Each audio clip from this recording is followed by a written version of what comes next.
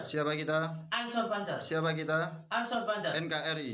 Harga mati. Pancasila. Jaya. Aswaja. Akidah kita. Nusantara. Milik kita. Ansor Pancer. Luar biasa.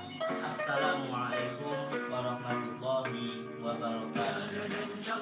Kami dari pimpinan Rantingan Kerjo Kecamatan Wonosobo, Kota Surabaya akan mengadakan majelis zikir sholawat di jalur Ansor Rantingan Kerjo dengan tema refleksi tahun baru Islam dalam bingkai kemerdekaan. Narasumber bersama Ustadz Asrulzah Hidayat sebagai Ro'i Surya Rantingan Kerjo dan Ustadz Aan Nurjanto sebagai Tanfidia Rantingan Kerjo. Untuk dulur-dulurku semua, untuk sahabat-sahabatku semua, arek-arek Surabaya, mari kita menyaksikan dan jangan lupa dukung channel kita, jangan lupa subscribe, komen, share, dan like. Terima kasih dari saya, kurang lebihnya mohon maaf. Allahumma fiq ila qomitorik. Wassalamualaikum warahmatullahi wabarakatuh. Assalamualaikum warahmatullahi wabarakatuh.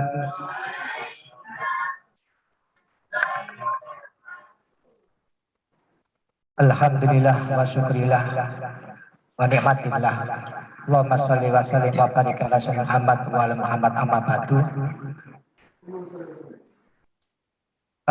Perlu kami sampaikan tentang sedikit pembuka ya untuk materi sejarah atau tentang Muharram ya, tentang Muharram, yaitu refleksi peringatan tahun baru Islam ya, di bingkai dalam kemerdekaan Republik Indonesia.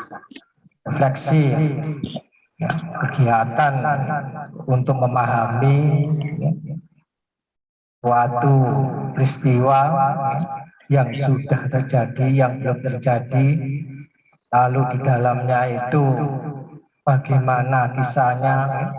Ini perlu rekan-rekan sekalian yang hadir di forum hari ini ya, bahwa kalau kita bicara tentang Muharram atau tahun baru Islam, nanti kita bicara tentang sejarahnya. Singkat mawon nih, malah didetailkan di waktu ini wonten. Suatu ketika sahabat Umar ini kedatangan tamu dari Yaman. Tamu dari Yaman, singkat cerita, tamu ini menunjukkan kepada Sayyidina Umar bahwa di negara saya itu Sayyidina Umar ada seperti ini, duduno bentuk kalender penanggalan. Nah, nanti kalender penanggalan bulan, tanggal, hari ini duduno. Lek ono ngene iki, kalau ada seperti ini kita itu bisa untuk inventarisir surat-surat keluar masuk. Nah, itu kan pada saat itu kan belum ada, sudah ada bulan-bulannya, sudah ada hari-hari, hari-harinya, bulan-bulannya, tanggal-tanggal sudah punya, tapi belum tersusun seperti bentuk almanak kalender. Oh iya, lek anak ngene iki enak ya, iso bendino ero ngerti. Bendino ngerti, benda didelok ero, seperti kita lihat setiap hari. Akhirnya mempunyai ide ini disampaikan kepada sahabat, dikumpulno, waduh sahabat, dikumpulno, lalu pendapat. Iki mang ono konco saka Yaman, duduno sing jenenge penanggalan kalender. Nah, bahasa ngono ya, gampang ya. Nggih, duduno kaya ngene iki. Lah iki dia perlu duwe, kita perlu punya. Bagaimana ini? Saya minta pendapat usul. Jika cerita Sayyidina Ali mengusulkan, wis lak ngono momentumnya, peristiwa besarnya ada peristiwa Hijriah, peristiwa hijrah aja. Nggih. Semua sepakat. Nggih. Kayak wong tua-tua kalau sampean biyen niku sing deling iku lek sampean kandhane Mbah nggih, sampean biyen lahire tanggal pira bulan pira tahun pira. Iki gak patek eling tanggale dina nggih. Oh, aku cung biyen lahir iku pas jeblose Gunung Semeru. Tahun sakmene ngono tok. Tanggale bulane gak ngerti.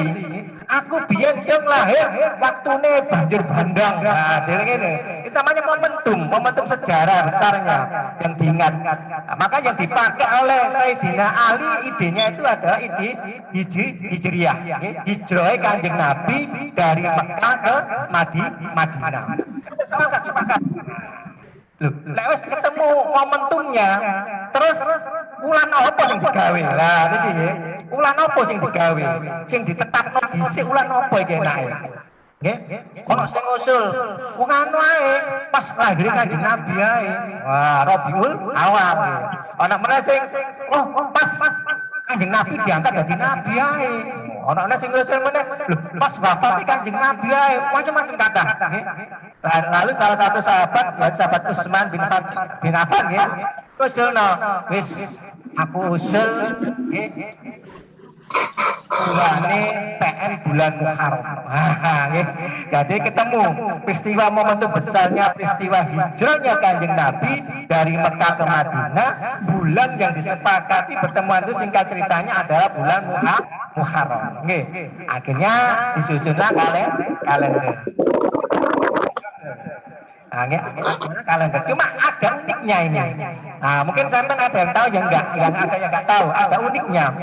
Padahal berdasarkan literasi sejarah, hijrahnya Kanjeng Nabi dari Mekah ke Madinah itu bulan Safar berangkatnya. Nah, unik nggih. Tapi yang digawe bulan Muharram. Nah, kita ceritani nggih.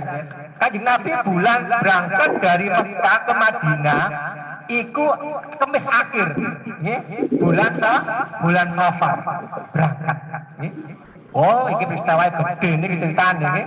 Kanjeng Nabi terancam jiwa raganya nggih. Wis pokoke metu bunuh ngoten nggih. Kafir Quraisy iku. Dadi Kanjeng Nabi metu iku dikawal sampai sembunyi-sembunyi. Nggih. Bulan Safar niku nggih.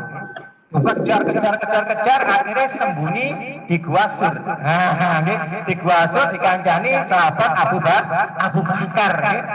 Nah itu mlebu di Gua Sur, Safar mlebu nang Gua Sur, metune lho bulan Rabiul Awal saulan. Tadi saulan nang gua delik, nang gua delik bulan Rabiul Awal metu wis aman metu baru. Nah makanya tapi kok sing dipakai Muharram. Nah ini ada ceritanya, ternyata diselidiki telisik punya telisik biyen iku Kanjeng Nabi tahu matur nang sahabat ada niat aku sok nggih bakale melakukan perjalanan besar hijrah dari Mekah ke Madinah. Niat itu terjadi pada bulan Muharram. Nah, dados peristiwa itu diambil dari niatnya Kanjeng Nabi ingin melakukan hijrah dari Mekah ke Madinah. Kenapa harus hijrah? Ini ada peristiwa besar karena Kanjeng Nabi ditinggal wafat sesatu orang tokoh pamannya yang mendampingi, yang mengawal Kanjeng Nabi setelah kakek meninggal. Semua meninggal. Tinggal pamannya Abi Thalib. Yang ngancani Kanjeng Nabi, ngawal Kanjeng Nabi, gak ono sing wani lan Abi Thalib. Selamat jiwane. Ini meninggal di Kanjeng Nabi ini meninggal ini. Wah, Kafir Quraisy seneng iki kesempatan iso mateni Kanjeng Nabi. Kanjeng Nabi lagi hijrah nggih. Setelah tinggal mati wafat itu orang-orang Kafir Quraisy frontal nggih. Wah, sadis pokoknya iki momentum ini kita gunakan untuk membunuh Kanjeng Nabi. Kanjeng Nabi hijrah. Nah, peristiwa hijrah ini menjadi tonggak sejarah besar umat Islam, kejayaan umat Islam, keberhasilan dakwah Islam diawali dari peristiwa hijrah. Setelah dari Makkah ini dikejar, dibunuh, dihalang-halangi, di Madinah ini mulai bangkit semangat dan berani berhadapan langsung. Nah, ini setelah di Madinah berani berhadapan langsung. Kalau dulu kan sembunyi-sembunyi kan di Nabi, delik-delik, ini enggak. Setelah di Madinah ini berani berhadapan langsung dan akhirnya berhasil meluaskan kekuasaan dakwahnya Islam ini diawali dari peristiwa hijrah. Nah, ini aja sedikit, masih ada narasumber berikutnya. Nanti baru sesi berikutnya adalah menjawab pertanyaan-pertanyaan yang sudah masuk. Ini hanya awal aja, prolog aja ya. Jadi montennya di situ ya. Ceritanya seperti itu ya. Nah, saya kira itu dari kami penyampaian untuk mengawali ini. Selanjutnya kami serahkan kepada Bapak acara untuk menyampaikan acara selanjutnya sebelum nanti sesi tanya jawab. Terima kasih. Akhir kalam, wassalamualaikum warahmatullahi wabarakatuh. Nah, karena ini kan momentumnya adalah Muharram dan sekaligus kita memperingati kemerdekaan Republik Indonesia. Saya bertanya kepada Ustaz Aan, apa yang membuat peristiwa apa aja ya di dalam proklamasi kemerdekaan kita? Monggo. Assalamualaikum warahmatullahi wabarakatuh. Waalaikumsalam warahmatullahi wabarakatuh. Langsung saja, tadi diberi pertanyaan detik-detik apa yang terjadi belum proklamasi. Mungkin yang si sekolah sudah diberi apa namanya detik-detik proklamasi. Diawali dengan apa namanya jatuhnya Jepang, menyerahnya Jepang tanpa syarat kepada sekutu, ditandai dengan penjatuhan bom atom di dua kota di Jepang, yaitu Hiroshima dan Nagasaki, yang menjadikan Jepang menyerah tanpa syarat kepada sekutu. Ya. Dan persiapan itu dilakukan dengan sesingkat-singkatnya. Mungkin sudah membaca semua peristiwa Rengas Dengklok, di mana Bung Karno dan Bung Hatta diculik, disekap untuk dipaksa sesegera mungkin memproklamirkan kemerdekaan negara kesatuan Republik Indonesia. Itu ya, dan pada tanggal 17 Agustus kita Bung Karno dan Bung Hatta memproklamirkan kemerdekaan negara kesatuan Republik Indonesia. Mungkin itu secara singkat ya. Ya, saya kira itu mungkin cukup ya. Ya. Ini saya bertanya lagi kepada Ustaz Azrul. Kan selain kita mengetahui bahwa Muharram adalah hijrahnya Nabi Muhammad dari Mekah ke Madinah, selain itu peristiwa napa mawon, Ustaz? Peristiwa di bulan Muharram ini beberapa saja. Ya, pertanyaan kedua untuk sesi sejarah Islam. Muharram, memang di dalam kalender peringatan tahun baru Islam itu ada momentum bersejarah, yaitu yang namanya bulan Muharram, karena yang diambil awalnya ada bulan Muharram. Istiwa besar ini kalau pada urutan para nabi dan rasul ini diawali dengan diterimanya taubatnya Nabi Adam alaihi salam. Semua tahu nih, Nabi Adam ini pernah terusir dari surga ya, karena nggak kuat ngempet bawa nafsunya ya, sehingga terbuang ya. Ini perjalanannya sangat panjang ya, nggak usah cerita nontek waktu nih. Akhirnya apa? Singkat cerita, taubat iki diterima Gusti Allah pas tanggal 10 Muharram. Terus anak meneh cerita lagi yaitu Nabi Nuh. Umatnya nggawanggel, nggawablek angel kandhanane, termasuk anake Kanan nggih. Nggawablek angel kandhanane, wangel wis wangel pokoke. Iki nggih akhire dikandhani bakal ana banjir. Oh gak masuk akal iki mengigo. Wong padang pasir sakmene ombone kok banjir iki. Gak masuk akal iki. Wah iki gak genah iki. Anak-anake sak bojone melok ngomong gak genah. Pasir sakmene luase kok banjir saka ndi. Diseringatno nggih. Gawe kapal nggih. Nggih ngoten nggih. Ditane gak satu panjang ditane nggih. Diselametno Gusti Allah saka banjir bandang iki tanggal 10 Muharram. Nggih. Ana meneh ceritane Nabi Sulaiman. Isok dadi penguasa, isok dikei kerajaan sing luar biasa sampai Ratu Bilqis iki sing terkenal kerajaane luar biasa. Roh kerajaane Nabi Sulaiman iki sangat-sangat peperangan nggih. Ceritane unik iki nggih. Niki tanggal 10 Muharram dikei kekuasaan Gusti Allah, dikei kerajaan. Terusan meneh ceritane Nabi Ayub. Nggih, itu Nabi Ayub kan loro nemen, nggih. 16 tahun lah, 18 tahun niku nggih, loro nemen. Kula sampean pandemi berapa tahun ya? Wis akeh sing sambat ya. Nabi Ayub 18 tahun, loro niku. Nggih, cuma di sini perlu kami tekankan lorone Nabi Ayub iki gak ora kok sing dicita-cita iku, nggih, ana sete, ana ulere ya ndak. Nggih, tidak menjijikan seperti itu nggih. Cuma memang loro gak waras-waras ngono lho nggih. Sampai donya brondone entek wis entekan. Iki diselametno Gusti Allah dikek waras Gusti Allah tanggal 10 Muharram nggih. Ana meneh cerita meneh Nabi Ibrahim nggih, selamat saka diobong Raja Namrud. Diobong mobal genine. Dilebokno nang gone geni. Kak mati dilindungi Gusti Allah, mukjizat Gusti Allah. Iki tanggal 10 Muharram nggih.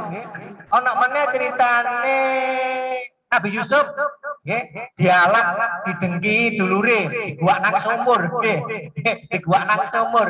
Iki sok mentas tanggal 10 Muharram nggih. Nabi Musa beruber Raja Fir'aun nggih. Ngadepannya ada laut luas balik mati. Terus ya mati laut nggih. Kersane Gusti Allah 10 Muharram laut iku dibelah nggih dadi dalan. Selamat Raja Nabi Musa alaihi salam. Raja Fir'aun melok-melok ketutno. Nggih saka tengah-tengah laute balik kolep kabeh. Itu tanggal 10 Muharram nggih. Ada satu cerita yang tidak terkait dengan para nabi dan rasul. Nggih, yaitu ceritanya terbunuhnya Sayyidina Husain. Nah, ini nggih. Sayyidina Husain ini terbunuh di padang Karbala tanggal 10 Muharram. Kenapa sih wong-wong Jawa iki 10 Muharram kok gak rame-rame? Iku sumbernya saka iku, saka terbunuhnya cucune Kanjeng Nabi tercinta Sayyidina Husain nggih. Lho masa pantes rek nggih. Sayyidina Husain penggal. Wah, karo-karuan masyaallah nggih, orang-orang awaret naudzubillah min dzalik nggih. Dipenggal ditekno sak anak putune nggih Sayyidina Husain iki nggih. Pada saat 10 Muharram. Lho, susah-susah ngene aja rame-rame. Ngono maksudnya ngoten lho nggih. Mangkane gak oleh nek Muharram iki bersenang-senang atau duwe gawe. Maksudnya iku duwe gawe sing seneng-seneng ngoten lho, pesta nggih. Gak oleh maksudnya tembiku nggih. Ya ambilnya dari situ. Nah, saiki prakteknya ya napa? Ya oleh ae pokoke aja seneng-seneng ngono lho, mek akad nikah gak apa-apa, sunatan gak apa-apa. Sing gak oleh iki seneng-senengi.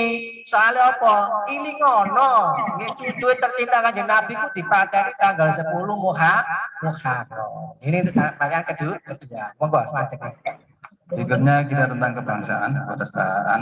Kita tahu bahwa kita itu merdeka dengan bantuan rakyat juga. Nah, kita dari kaum Ansor ingin tahu peranan penting NU dalam kebangsaan.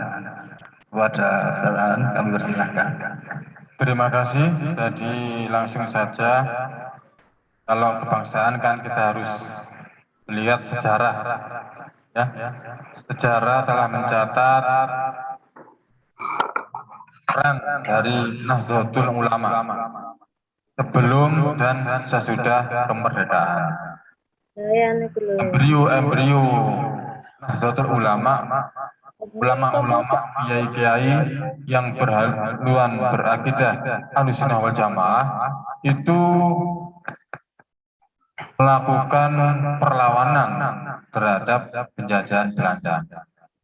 Yang termasyhur adalah Pangeran Diponegoro yang menyulitkan Belanda dalam perang gerilya selama 5 tahun. Itu adalah berakidah Ahlussunnah wal Jamaah. Ya, dilanjutkan dengan para kiai, para ulama, sampai pada tahun 40-an ada Hadrusyah Hasyim Asy'ari, ya, yang mendirikan organisasi Nahdlatul Ulama, dan itu menginspirasi kemerdekaan. Karena insya Allah kalau nggak salah Muktamar NU di Banjarmasin itu telah menyebutkan negara Indonesia Darussalam, ya, itu menginspirasi bahwa kemerdekaan Indonesia segera terwujud, ya. Itu adalah bentuk-bentuk dari kebangkitan dari perjuangan Nahdlatul Ulama. Nahdlatul Ulama bukan satu-satunya sebenarnya, salah satu komponen bangsa ini yang menginspirasi kemerdekaan, ya.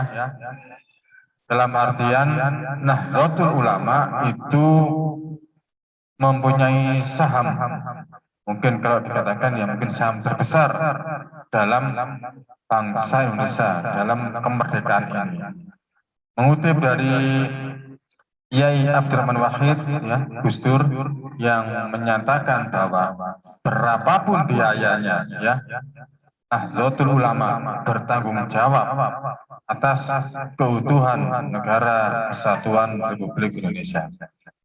Dan itu dilanjutkan pada pertempuran sebelum November dengan resolusi jihad yang dicetuskan oleh Hadrusyah Hasyim Asy'ari, sehingga rakyat di sekitar Surabaya itu melakukan perlawanan terhadap sekutu, sehingga dikenal dengan Hari Pahlawan. Dan itu sudah diwujudkan, sudah dibuktikan peranan penting dari Hadrusyah Hasyim Asy'ari mengenai resolusi jihad, sehingga berkobarlah semangat dan tercetuslah perang di Surabaya dengan disebut sebagai Hari Pahlawan. Mungkin itu yang bisa saya sampaikan, ya. Berikutnya kita kembali ke Muharram, yaitu Pak Hasrul. Menurut jenengan, untuk amalan-amalan yang bisa kita lakukan di bulan Muharram ini, nopo monggo. Terima kasih. Selanjutnya pertanyaan ketiga tentang amalan apa ya? Amalan apa saja yang perlu kita lakukan selama bulan Muharram. Ini dapat dilihat di kitab Kanjunazah. Kitab Kanjunazah itu ada menceritakan amalan-amalan, menyampaikan amalan-amalan bulan Muharram. Satu pertama yaitu tentang mengistiqomahkan sholat-sholat sunnah. Kita kan setiap hari sudah sholat sunnah, ya. Cuma untuk bulan Muharram ini perlu diintensifkan, perlu diistiqomahkan.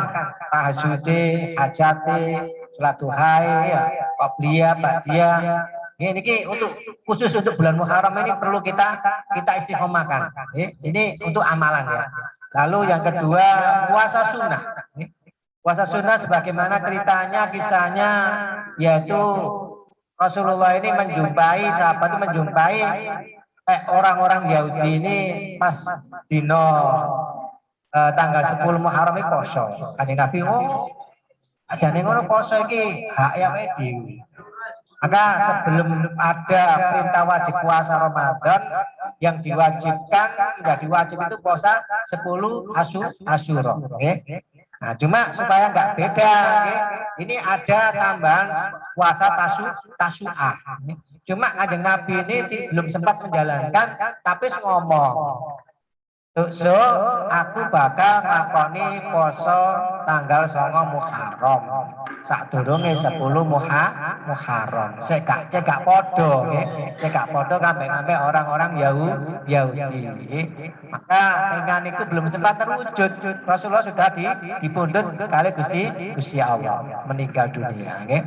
Sehingga amalan puasa di bulan 10 di bulan Muharram ini yaitu puasa Tasyu'a tanggal 9, insya Allah tanggal berapa nanti ya? Selalu tanggal 10, ini 2 hari ini. Puasanya 2 hari ini. Lalu juga kita bisa meningkatkan silaturahim.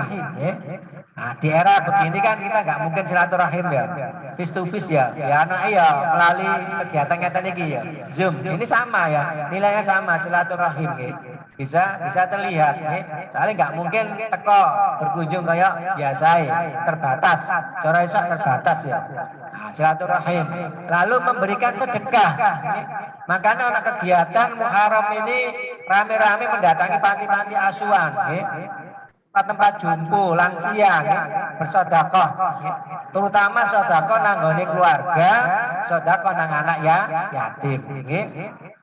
Bahkan kalau memungkinkan lek nang pondok, biyen zaman kula, zaman sakniki barang sama iku gawe celak, gawe celak nggih. Sampeyan saiki ya celak diguyu-guyu. Zaman kula mboten lanang wedok gawe celak, nang pondok niku ada tradisi memakai celak, lanang barang gawe celak nggih. Nang pondok nggih. Nah, saiki ya imah diguyu-guyu gawe celak nggih. Termasuk mana amalan di bulan Muharram itu kita takziah orang sakit. Nah, orang sakit ini bulan Muharram ini kita takziah. Tapi di era begini juga nggak mungkin ya. Ya cuma kita ya perwakilan atau mungkin mengirimkan doa. Nah, lalu kita juga di bulan Muharram ini sering-sering silaturahim ke para alim ulama. Ya, ini bagus sekali kalau nggak pandemi ini biasanya Muharram ini banyak ziarah. Khususnya ziarah nanggone para alim ulama si urip silaturahim. Ini biasanya kegiatannya setelah ziarah ke ulama lalu ke yatim piatu, lalu ziarah ke wali. Itu biasanya Muharram itu. Karena pandemi ini ya, belum bisa mungkin ya, belum bisa untuk melakukan kegiatan-kegiatan yang bersifat jamaah besar gitu ya. Mungkin kalau cuma 1 mobil, 2 mobil mungkin masih bisa ya. Tapi kalau 2 bola kakak mungkin masih sulit. 1 mobil ini bisa silaturahim nang kiai ngene. Bisa, ini perlu bulan Muharram ini momentumnya untuk datang ke ulama, mengenal. Ketika Kanjeng Nabi itu sapa sing cinta nang ulama berarti cinta nang aku. Sapa sing cinta nang aku berarti cinta nang Gusti Allah. Sapa sing cinta nang Gusti Allah dijamin surga. Nggih niku nggih. Makane silaturahim tenggane ulama nggih. Termasuk ada tradisi gawe bubur. Biar sing ngadakno nggih. Biar sing ngadakno gawe bubur biar. Saiki ya rada empuk rada angel nggih. Gawe bubur iki diambil dari kisahnya Nabi Nuh nggih. Biar niku wong sakmono akehne ngingoni angel supaya kabeh iso ngrasakno mangan akhirnya berasnya dibubur nggih. Dibubur iku dadine akeh nggih. Iki mbek diliwat nggih, dibubur nggih. Bubur cek kabeh iso mangan nggih. Nah, itu maka Muharram ini biasanya gawe bubur suro nggih. Bubur Muharram nggih. Nah, itu amalan-amalan di bulan Muharram. Saya kira itu ya. Kita perlu melakukan kalau nanti tanggal 9 10 yang berniat bisa menjalankan puasa sunnahnya. Terlebih dahulu yaitu amalannya mandi Asyura. Mandi dulu tanggal 9 boleh, tanggal 10 boleh. Kalau kita mau puasa tanggal 9 10 ya mandinya mulai tanggal 9. Niat mandi bulan Muharram, niat puasa sunnah. Saya kira itu ya untuk amalan-amalan di bulan Muharram. Mungkin dilanjutkan ke Ustaz Khan. Terima kasih. Matur nuwun. Nah, niki sebagai pemuncak diskusi malam ini atau obrolan malam ini, saya nanya kepada Ustadz Aan dan Ustadz Asrul, gimana sikap kita atau apa yang kita lakukan untuk mengisi kemerdekaan dan juga mengisi bulan Muharram ini, karena kita momentumnya 3 sekaligus, yaitu kita terkena pandemi corona dan kita memperingati hari Islam yaitu bulan Muharram dan juga sekaligus kemerdekaan. Monggo, kami persilahkan. Terima kasih. Jadi pada tahun 2021 ini bulan Agustus bersamaan dengan bulan Muharram. Jadi kita memperingati agenda besar, 2 agenda besar, yaitu Hari Proklamasi Kemerdekaan dan Tahun Baru Islam. Ya. Dihubungkan dengan Nahdlatul Ulama, jadi Nahdlatul Ulama yang tadi telah saya sampaikan mempunyai saham terbesar di negara ini akan terus bergerak. Kita mohon dari pengurus Nahdlatul Ulama dan penumpang-penumpangnya adalah terus bergerak.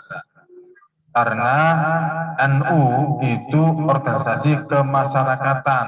Kalau kita tidak bergerak, maka tidak akan maksimal. Bergerak terus, ya. Sampai ada bahasa yang penting melaku. Itu memang itu mungkin dalam ukuran nilai itu minimal. Mungkin kita tingkatkan seperti apa? Sementing melaku dan terus berpikir bagaimana caranya supaya NU ini lebih bermanfaat di sekitar kita.